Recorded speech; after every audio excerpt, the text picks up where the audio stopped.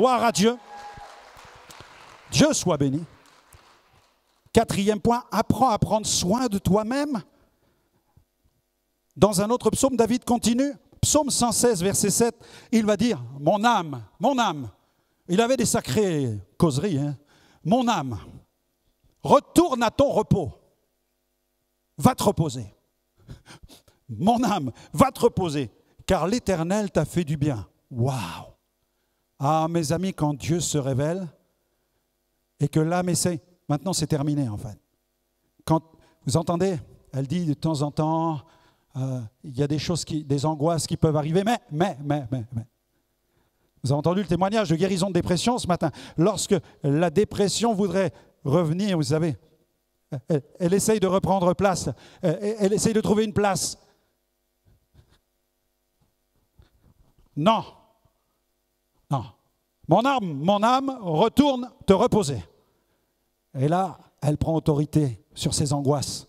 Et les angoisses n'ont plus de pouvoir. Le plein repos se trouve en Dieu. David ordonne à son âme d'aller se reposer. Gloire à Dieu. Il faut se faire violence et on peut le faire par la puissance du Saint-Esprit. Malheureusement, trop de personnes s'oublient en s'occupant des autres. Elles sont tellement conditionnées qu'elles ne parviennent plus à s'arrêter. Elles sont comme un train fou lancé à pleine vitesse. Malheureusement, elles vont au crash. Mais c'est avec pertinence qu'un auteur inconnu a déclaré « Aime-toi toi-même, car c'est avec toi que tu passeras le reste de ta vie. » Aime-toi toi-même, car c'est avec toi que tu passeras le reste de ta vie. Il faut suffisamment s'aimer soi-même pour recharger les batteries et dire c'est bien de s'occuper des autres, c'est bien de voler au secours des autres, c'est bien d'être l'infirmière de tout le monde. Mais à un moment, prends soin de toi-même. Mon âme, retourne à ton repos. Sinon, tu n'es d'aucune efficacité parce que tu es submergé par tes problématiques. Mais quand tu retournes à ton repos, tu retrouves la force de pouvoir bien aider les autres parce que tu t'es bien aidé toi-même. Et le meilleur service que tu peux te rendre à toi-même, eh bien, c'est de laisser Jésus, le grand médecin, venir te restaurer. Cinquième point, parle de Dieu à ton âme. Parle de Dieu à ton âme. Deviens le pasteur de ton âme. Deviens le prédicateur de ton âme. Deviens le berger de ton âme. Waouh, ça c'est fort. Regardez, psaume 62, versets 5 à 6. Oui, mon âme, confie-toi en Dieu. Il continue en disant, mon âme, je t'ordonne, confie-toi en Dieu, car de lui vient mon espérance. Oui, c'est lui qui est mon rocher, mon salut, ma haute retraite. Je ne chancellerai pas. Amen. Il est important de parler de Dieu à notre âme, parce que Dieu est réel, il n'est pas un fluide ni une puissance. Dieu est une personne, la Trinité. Dieu se manifeste par le Père, le Fils et le Saint-Esprit. Il est important de connaître Dieu. Dieu se manifeste. Le Père a envoyé le Fils Jésus, donné sa vie sur la croix pour nos péchés. Il est mort pour toutes nos injustices, celles que nous avons faites. Allez, on ne va pas se voiler la face. Nul n'est parfait ici ce matin. On a tous commis des fautes, commis des erreurs, fait des mauvais choix. On a même fait du mal à certaines personnes. L'ardoise est bien remplie en fait. Hein. On en a tous fait. On a commis toutes sortes d'injustices, c'est vrai, soyons honnêtes. Mais pour être juste dans la balance, il y a aussi toutes les injustices qu'on nous a fait subir. On en a pris aussi. On nous en a fait. On nous en a fait. Et on l'a entendu dans ce témoignage aujourd'hui, depuis l'enfance. Ça a commencé. Il y a les injustices que nous faisons, mais toutes celles que nous prenons de plein fouet. Et quand Jésus vient donner sa vie sur la croix, il vient pour les injustices que nous avons faites, parce qu'il veut nous pardonner des péchés. Ça, c'est la justice de Dieu. Il sait que nous ne sommes pas des innocents. Nous avons commis des fautes tout au long de notre vie. Il veut les régler en nous les pardonnant et en nous purifiant de toute iniquité. Mais en même temps, il regarde notre vie et il dit « Mais j'ai vu tout ce qu'on t'a fait. » Et il est un avocat. Celui qui est l'avocat, un jour sera notre juge. Mais pour l'instant, il vient comme un avocat. C'est pourquoi il faut le bon avocat, Jésus. Donc, tu viens à lui pour les fautes que tu as commises, mais aussi toutes celles que tu as subies, toutes les injustices, peut-être d'un père, d'une mère, d'un collègue, d'un patron, je ne sais pas, de tes frères, tes sœurs. On en a tous pris d'une manière ou d'une autre. Et ces injustices-là, Jésus les voit. Et il sait très bien que ça t'a façonné, que ça t'a modelé, que ça a modifié le cours de ton existence. C'est pourquoi il est plein de compassion. C'est pourquoi il donne sa vie sur la croix, pour pardonner tes fautes, mais aussi pour te guérir de toutes les blessures de ton existence. C'est pas extraordinaire ça, un Dieu comme ça? Alléluia, c'est merveilleux. C'est ça l'évangile. C'est pas simplement la prédication austère du passé où l'on dit à l'auditoire « Vous êtes tous une bande de pécheurs, repentez-vous, sinon vous irez en enfer ». C'est vrai que nous avons commis des péchés, c'est vrai, Dieu le sait, et ces péchés sont très graves et ils ont mérité la mort de Jésus sur la croix. Personne ne pouvait mourir sur une croix à part Jésus, car le seul qui fut sans péché sur la terre depuis l'aube de l'humanité, c'est Jésus. Et il est mort sur la croix pour nous, car lui seul pouvait prendre la peine de nos péchés. C'est pourquoi il est ressuscité le 3e jour, parce qu'il est mort sans péché. Et il est ressuscité. Et il a mis en évidence la vie et l'immortalité par l'évangile.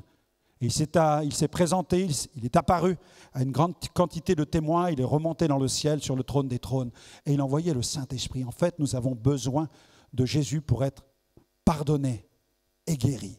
Et là, ça se fait ce matin. Ça se fait ce matin. Il n'y a pas de rendez-vous au confessionnal cette semaine. Je veux voir personne au confessionnal. On n'a pas de confessionnal ici. Le confessionnal, c'est en toi-même. Tu as un confessionnal à l'intérieur. Tu dois t'expliquer avec Dieu. Tu règles tes affaires avec Dieu ce matin. Tu demandes pardon pour toutes tes fautes. Tu dis, Seigneur, guéris-moi tout ce qu'on m'a fait aussi. Tu peux élever ces prières. C'est extraordinaire. Et Dieu va intervenir. La Bible dit, connaissez l'Éternel et vous vivrez. Amen. Gloire à Dieu. J'aimerais vous aider à connaître Dieu. On va distribuer maintenant avec notre équipe des feuilles dans toute la salle.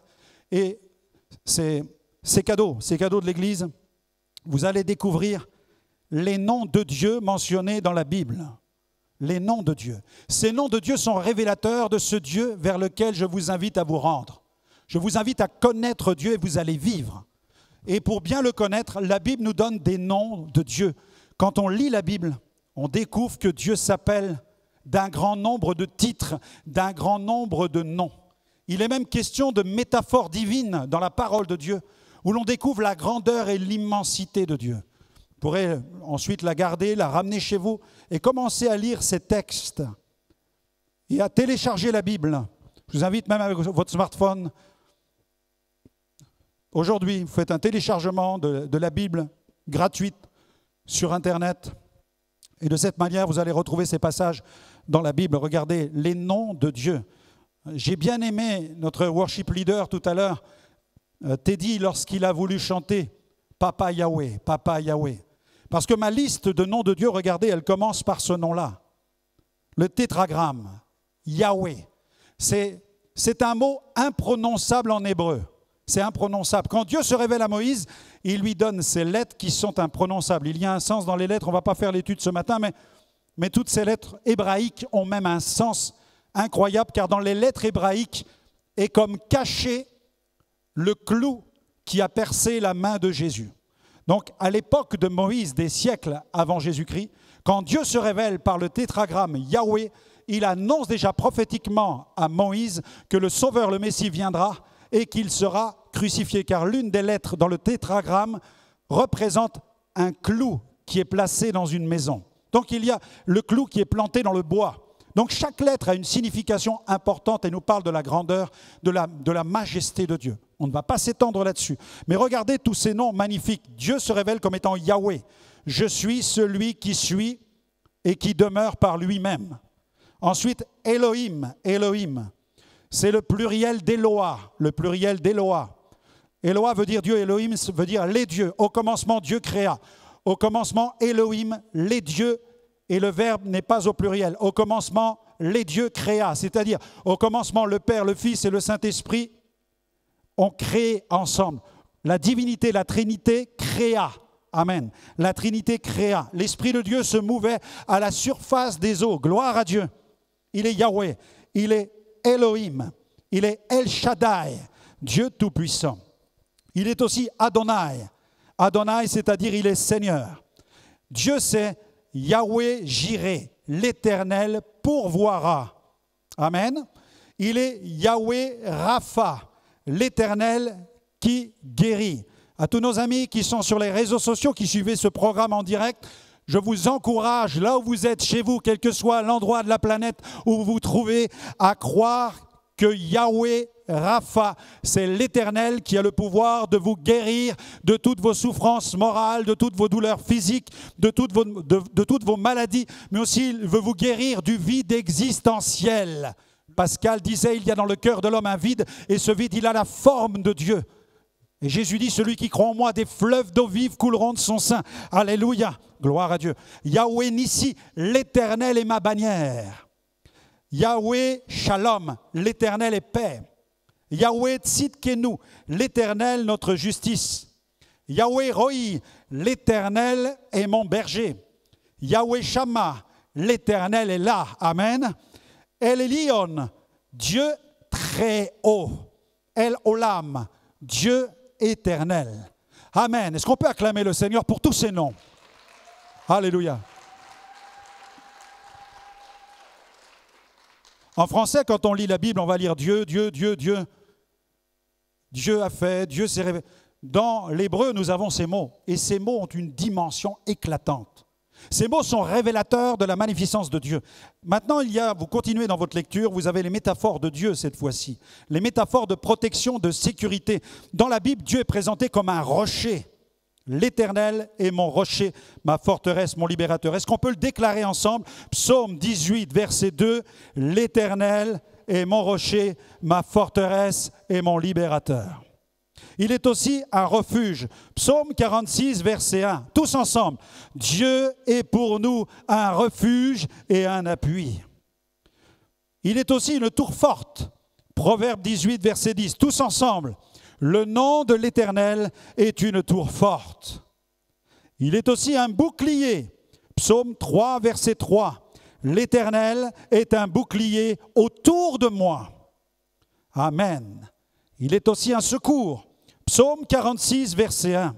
Dieu est notre refuge et notre force, un secours toujours présent dans la détresse.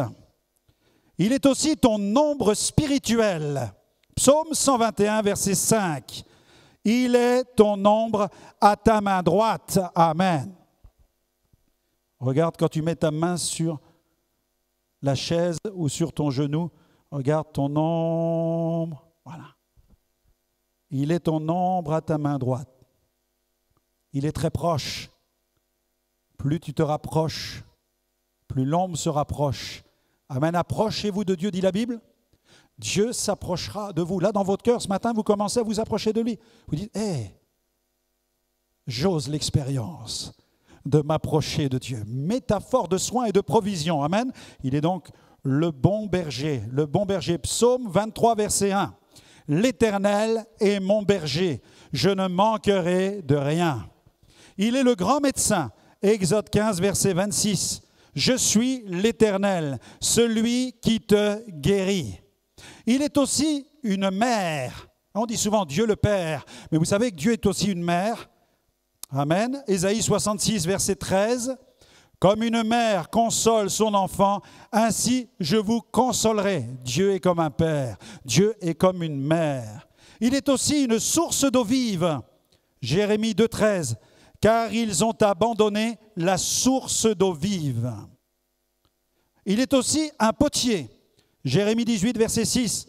Comme l'argile est dans la main du potier, ainsi vous êtes dans ma main. Métaphore de direction et d'illumination. Psaume 27, verset 1, il est aussi la lumière. L'Éternel est ma lumière et mon salut. Il est aussi un chemin, le chemin. Jean 14, verset 6, Jésus a dit, « Je suis le chemin, la vérité et la vie ». Il est aussi l'étoile brillante du matin. Dans Apocalypse 22, 16, « Je suis l'étoile brillante du matin ». Métaphore d'amour et d'intimité. 1 Jean 3, 1, il est le Père. Voyez de quel amour le Père nous a témoigné pour que nous soyons appelés enfants de Dieu. Il est aussi la mère dont nous avons besoin. Ésaïe 66, 13. Comme quelqu'un que sa mère console, ainsi je vous consolerai. Gloire à Dieu. Il est aussi l'époux de l'Église. Ésaïe 66, 13. Car ton Créateur est ton époux, l'Éternel des armées est son nom. Ésaïe 54, verset 5. Il est aussi l'ami fidèle. Jean 15, verset 13. Il n'y a pas de plus grand amour que de donner sa vie pour ses amis. Et c'est ce que Jésus a fait. Métaphore de puissance et de sainteté cette fois-ci. Deutéronome 4, 24. Il est un feu dévorant. Car l'Éternel, ton Dieu, est un feu dévorant. Amen. Il est le lion de Juda qui rugit contre nos ennemis. Amos 3, 8. Le lion a rugi. Qui ne le craindrait? Il est l'alpha et l'oméga. Apocalypse 22, 13. Dieu dit, je suis l'alpha et l'oméga. Il est aussi le vaillant guerrier, en hébreu, El Gibor, Dieu vaillant, Dieu puissant. Exode 15, verset 3.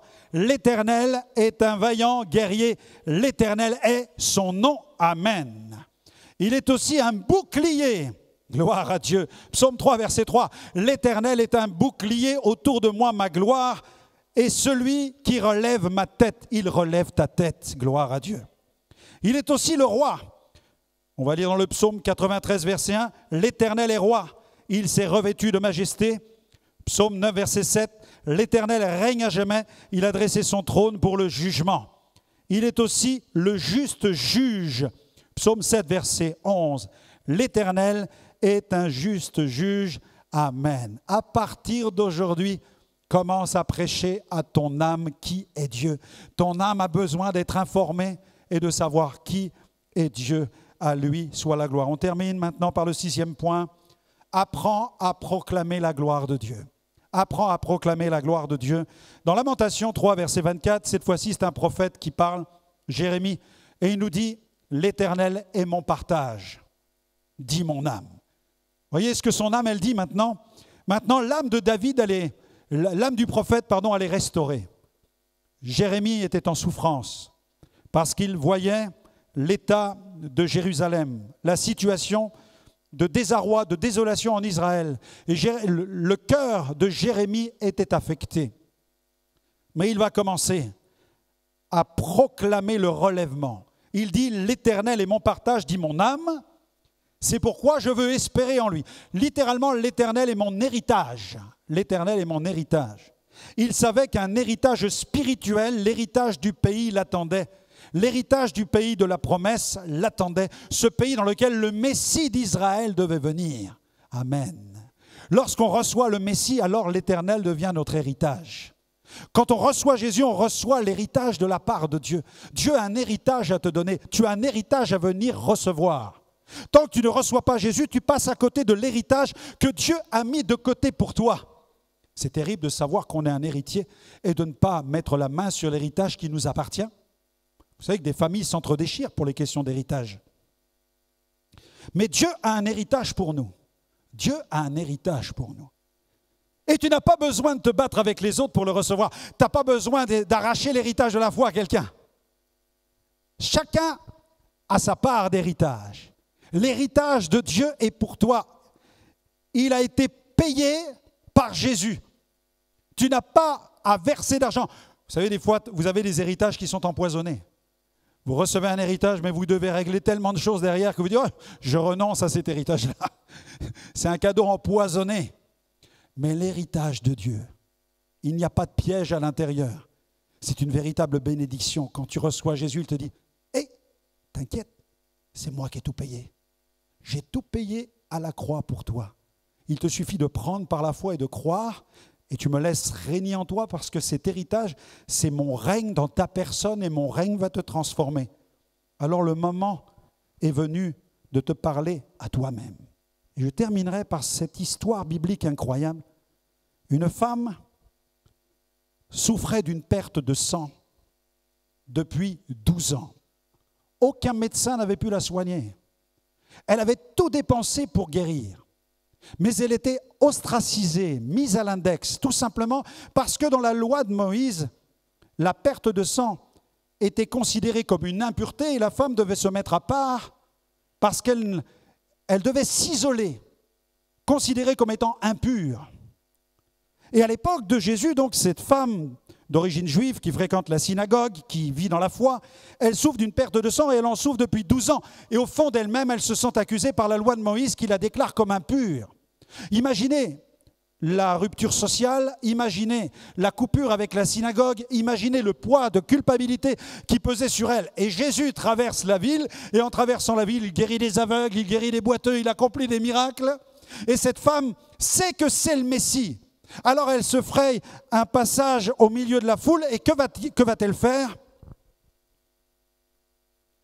Elle va attraper le bord du vêtement de Jésus. Elle va l'attraper. Et alors qu'elle attrape le bord du vêtement de Jésus, tout à coup, une puissance sort de Jésus et cette femme découvre qu'elle est guérie. Alors, Jésus, lui, il avance, mais il porte son châle de prière. Vous savez, ce châle que les Juifs pratiquants portent sur eux-mêmes. C'est un châle tout à fait particulier de forme carrée avec à chaque extrémité des franges que l'on appelle des tzitzit. Et au milieu des tzitzit, il y a un cordon bleu, symbole de la loi. Donc vous avez les petites franges qui partent ici à chaque extrémité. Un cordon bleu, symbole de la loi de Moïse. Il représente le Pentateuque, Genèse, Exode, Lévitique, Nombre, Deutéronome, les 613 commandements et ordonnances de la loi. Et elle attrape les tzitzit, le cordon bleu, par la foi, et quand elle fait ce geste, alors que la foule touche Jésus, comprenez bien, le geste est tout à fait particulier, car tout le monde touche Jésus, tout le monde le touche. Mais à un certain moment, Jésus s'arrête et il dit, « Quelqu'un m'a touché, quelqu'un m'a touché. » Imaginez les disciples là, « Oh, Jésus, quelqu'un t'a... » Mais tout le monde te touche. Non, non, Jésus dit, « Quelqu'un m'a touché, car je sais qu'une force est sortie de moi. » Et c'est alors que cette femme s'est approchée toute tremblante et expliqua pourquoi et comment elle avait touché Jésus. Parce que là, il y a tout un mystère dans cette guérison. Cette femme a saisi le bord du vêtement de Jésus. Elle a attrapé les tzitzit et le cordon bleu. Mais quelqu'un dira, pasteur, je ne comprends pas comment cette femme a-t-elle pu expérimenter la guérison alors que la loi qu'elle a saisie la déclare impure. Où se trouve l'espérance dans un tel geste, puisqu'elle saisit cette loi qui la condamne? Eh bien, tout simplement, mes amis, parce que cette femme connaissait tellement bien la loi qu'elle avait lu dans le livre du Deutéronome que Dieu annonçait la promesse du Messie d'Israël qui viendrait libérer son peuple de tous ses péchés, de toutes ses maladies. Alléluia! Et quand cette femme a saisi le bord du vêtement de Jésus, c'est la promesse qui est dans la loi qu'elle est allée chercher. Et c'est alors que la puissance de Jésus a été libérée parce que le Père dans le ciel a vu la nature de la foi de cette femme et l'onction qui était sur Jésus est venue guérir avec puissance cette femme malgré Jésus. Parce que Jésus n'a pas voulu la guérir intentionnellement. Il était en train de marcher, mais quelqu'un a pris de la force en lui. C'est pourquoi il dit « Qui m'a touché ?» Il aurait pu décider de la toucher pour la guérir, mais il dit « Quelqu'un m'a touché car je sais qu'une force est sortie de moi. Quelqu'un m'a touché d'une manière tellement spéciale que l'onction est partie de moi pour la guérir. » Alléluia. Et que dit la Bible sur l'histoire de cette femme? La Bible dit « Elle disait en elle-même, si je puis seulement toucher les bords de son vêtement, je serai guérie. » Elle disait cela en elle-même. Dans l'évangile de Matthieu, chapitre 9, 21, il est dit, car elle disait en elle-même, elle disait en elle-même, elle s'est prêchée à elle-même. Si tu pouvais toucher le bord du vêtement de Jésus, tu serais guéri. Waouh! Elle a prémédité son miracle. Elle a libéré sa foi en s'appuyant sur les promesses de la parole de Dieu contenues dans le Pentateuque. Et elle a reçu l'onction de Dieu qui est venue la libérer de cette maladie et la ramener dans le contact bien plus que d'une synagogue, d'un temple ou d'une religion, mais dans un contact intime avec celui qui est le Messie d'Israël. Aujourd'hui, place ta foi dans le Messie. Je t'encourage à t'approprier les 5 premiers versets du psaume 103. Vous connaissez le psaume 103 ce matin et plusieurs vont être guéris de dépression ce matin. Plusieurs vont être guéris de leur maladie. Plusieurs vont être libérés de leurs péchés ce matin. Amen. Parce qu'ils vont s'appuyer sur la parole de Dieu. Ouvrez votre smartphone, cherchez-moi le psaume 103 maintenant. Psaume 103, 5 versets et nous prions pour vous. Mais vous allez aussi prier pour vous-même. Gloire à Dieu. Psaume 103, mon âme, Amen. Vous allez le dire avec moi. Vous êtes prêts? Ensemble. Mon âme bénit l'Éternel. Je ne vous entends pas bien. Ensemble. Mon âme bénit l'Éternel. Gloire à Dieu. On continue ensemble. Que tout ce qui est en moi bénisse son saint nom. Amen. Mon âme bénit l'Éternel et n'oublie aucun de ses bienfaits. À vous. Attention, ça va être fort ce qu'on va lire. Vous êtes prêts? Vous êtes prêts? Ça va décoller. Vous êtes prêts? C'est lui qui pardonne toutes tes iniquités, qui guérit toutes tes maladies. Alléluia. On continue. C'est lui qui délivre ta vie de la fosse. Et on en a quelques-uns dans cette église qui ont été miraculés, des cas d'AVC irrécupérables au bord de la fosse. Je vous le dis, au bord de la fosse. Je pèse mes mots, au bord de la fosse. Quand on vous oublie pendant plus d'une dizaine d'heures alors que vous ne pouvez plus parler, marcher, que vous venez de faire un AVC, il n'y a plus d'espérance. Mais là, quand Dieu pose sa main et que le Seigneur remette sur pied des personnes dans de tels états, c'est glorieux, c'est extraordinaire. C'est lui qui délivre ta vie de la fosse, qui te couronne de bonté et de miséricorde. Et ensuite, on continue. Ceux qui sont un peu plus âgés, là, c'est lui qui rassasie de bien ta vieillesse. Je ne sais pas si vous vous sentez vieux ce matin. Ça ne me concerne pas, ça ne me concerne pas. C'est lui qui rassasie de bien ta vieillesse et qui te fait rajeunir comme l'aigle. Vous allez mettre votre nom à la place. Vous êtes prêts? Allez. Vous êtes prêts, hein? Franck, bénis l'Éternel. Non, répétez pas mon nom. Non, mettez le vôtre. Mettez-le. Chez vous à la maison, vous mettez le vôtre. Maintenant, vous allez faire un peu de gymnastique, ok? Franck, bénis l'Éternel. Vous avez un nom bizarre quand même, hein?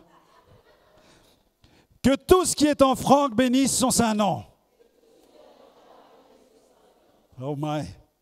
On continue. Franck, bénis l'Éternel. Et que Franck n'oublie aucun de ses bienfaits. C'est pas du grec que vous dites là, c'est bizarre. C'est lui qui pardonne toutes les iniquités de Franck. C'est lui qui guérit toutes les maladies de Franck. C'est lui qui délivre Franck de la fosse. C'est lui qui couronne Franck de bonté et de miséricorde. Bon là, je vais le dire par la foi quand même, celui-là, j'ose. C'est lui qui rassasie de bien la vieillesse de Franck. Alors là, j'y vais fort maintenant. C'est lui qui fait rajeunir Franck comme un aigle. Yes. Amen, amen, amen. Woo! Gloire à Dieu.